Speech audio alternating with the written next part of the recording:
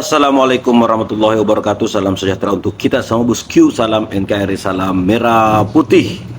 Ya, di momen kali ini saya kembali ingin berbagi sindiran dan parodi lucu untuk Pak Mulyono. Dan yang menarik ialah apakah benar bahwasanya Pertamax oplosan ini menjadi pengalihan isu dari Danantara? Begini tanggapan netizen. Mari kita simak videonya. Check it out. Komentar pertama.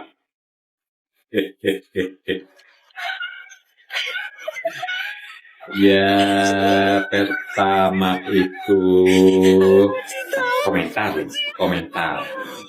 Ya, jadi komentar pertama itu biar keren, tambah pertama. Coba dilihat di lapangan, kan pasti sambung. Kalau pertama itu antriannya pertama, kalau pertalite antriannya itu panjang. sudah. Jor, ternyata selama ini pertama kita oplosan. Wah, kacau ini kasus Pertamina tuh menghebohkan seluruh masyarakat Indonesia. Semua lagi bahas Pertamina. Tapi hati-hati. Ini kasus kan nggak tiba-tiba ada gitu loh. Ini kasus ini udah pasti penyidikannya, apa segala itu kan sudah bertahun-tahun ya. Tapi kenapa baru dikeluarkan kemarin? 1 hari setelah Danantara dipublish. Anda heran nggak? Ini sengaja ini. Ini adalah stok berita dari oligark yang dibuat untuk menghalau isu-isu yang penting seperti Danantara ya. Tepat banget itu loh teman-teman ya. Coba deh. Saya tuh kepingin berpositive thinking tapi polanya kebaca, kecium bos. Lain kali kalau bikin strategi yang bagusan dikit gitu loh, pasti kecium sama Roy Sakti, gitu kan? Ya, kenapa pemerintah itu, kejaksaan itu mengeluarkannya itu kemarin, nggak minggu lalu, nggak 2 minggu yang lalu gitu loh. Memang ada stok berita-berita viral untuk menghalau. Aduh, kalau udah kayak gini nih kok. Jadi Danantara ini bau-baunya gimana? Alhamdulillah, staf sus. Pertalite dioplos jadi Pertamax. hebat. Korupsinya bukan cuma merugikan negara, tapi juga merusak mesin. Ya Allah, gue ngebayangin nanti para pelaku di neraka pas disiksa malaikat.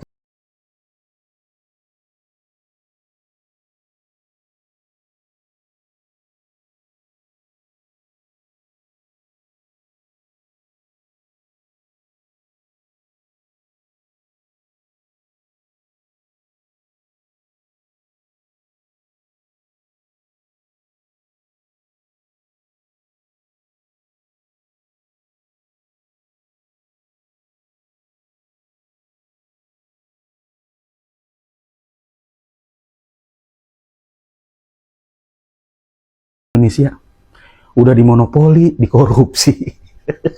Udah cabut tuh hak monopoli Pertamina. Tapi gue yakin sih, rakyat Indonesia tuh banyak yang masuk surga lewat jalur zalim pemerintah. Makanya cocok banget Indonesia dibilang negara berkembang. Berkembang biak malingnya. Ini kalau sampai RUU perampasan aset belum disahin juga mah, udah mendingan negara dikelola sama Jepang atau Cina aja lah. Kira-kira pelaku hukuman mati nggak ya? Nggak mungkin sih. Ayo tebak, penjara berapa tahun ayo? Pak Jaksa Agung siap-siap naik banding Pak. Ya jadi begitulah gambaran nanti kasus Danantara. Nggak mungkin Danantara mah bagus, bersih semuanya. Kaburan. Katanya Pertamax, tapi isinya Pertalite. Kenapa sih hal sekecil ini aja lu mesti kipak? Nih ya, di otak gue ya. Kalau kagak ketahuan, bilangnya Pertamax isinya Marimas. Tuh kan, nyari lo. Coba didiemin 2 tahun lagi tuh, isinya Nutrisari tuh. Pas keluar-keluar mobil gue pada besemut. Manis. Kayak janji lu. Yang orang yang korupsi sampai ratus triliun itu duitnya bakal apaan sih Pak? Bagiin apa? Kita? Ya ampun, pelit banget tuh kan duit kita juga Pak. Ya ilah, dosa Pak kayak gitu, bohongin Tuhan. Tuhan aja dibohongin, gimana kita, rakyat. Korupsi di Pertamina buat Anda kaget. Saya mah ketawa aja. Ya begitulah keadaan kita. Toh pemimpin kita juga dihasilkan dari sebuah proyek pemilu yang manipulatif dan penuh dengan modus kejahatan yang melibatkan negara. Jadi tidak bersih-bersih juga. Kalau mau berharap pemimpin kita, presiden kita mau berantas korupsi, itu nonsen. Ya, nonsen saya bilang. Dulu kampanye berapi-api, habisi koruptor. Begitu jadi, maafin koruptor. Lalu Anda mau berharap apa?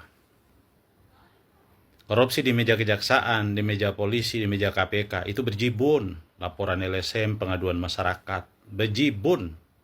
Ya, belum lagi audit BPK, audit BPKP, banyak. Tinggal mereka pilih yang mana yang mau ditindak dahulu.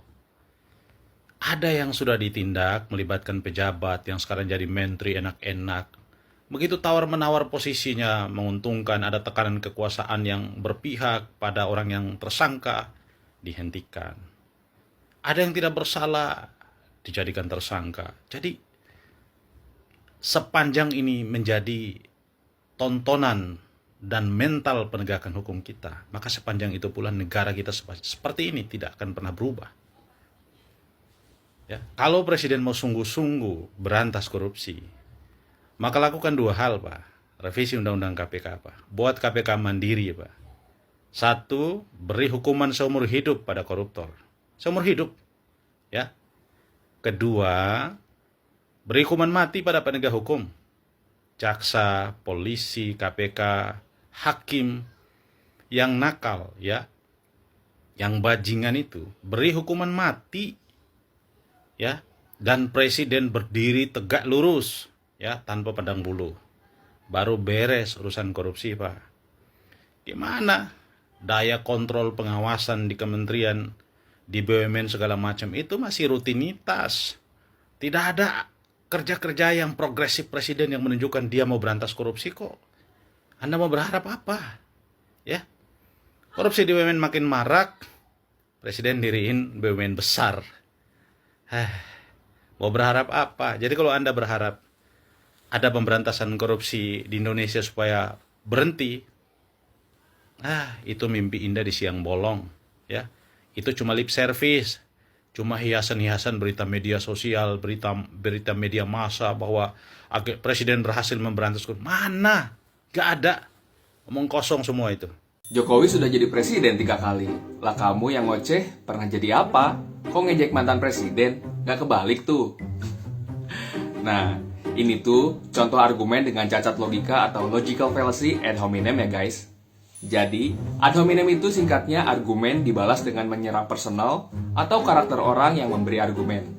Padahal, tidak ada korelasinya sama sekali dengan konteks pembahasan. Secara umum, ad hominem digunakan oleh orang yang tidak terpelajar atau kurang cerdas karena tidak mampu memberikan kontraargumen yang valid atau logis. Sehingga, lebih memilih menyerang lawan bicaranya secara personal. Semacam jalan pintas gitulah. Lain kali kalau argumen dibalas dengan argumen ya, yang substansinya sama dan konteksnya sama ya. Ada yang tanya ya, kenapa Pak Jokowi dan Pak SBY mau datang ke peluncuran Danantara? Ya salah satu alasannya, mungkin karena Pak Jokowi ini kan bapaknya wapresnya Prabowo ya, dan Pak SBY ini kan bapaknya Menko-nya Pak Prabowo ya. Tapi itu salah satu alasan doang. Alasan lainnya yang baik-baik banyak. Salah satunya tentunya untuk bangsa dan negara. Ya. Oke bosku, ya memang boleh jadi ya bahwasanya pertama oplosan ini adalah merupakan pengalihan isu dari Danantara. Karena itu banyak dikait-kaitkan dengan si mantan Presiden Republik Indonesia yakni Pak Mulyono. Oke bosku, bagaimana tanggapan kalian? Silakan. Assalamualaikum warahmatullahi wabarakatuh.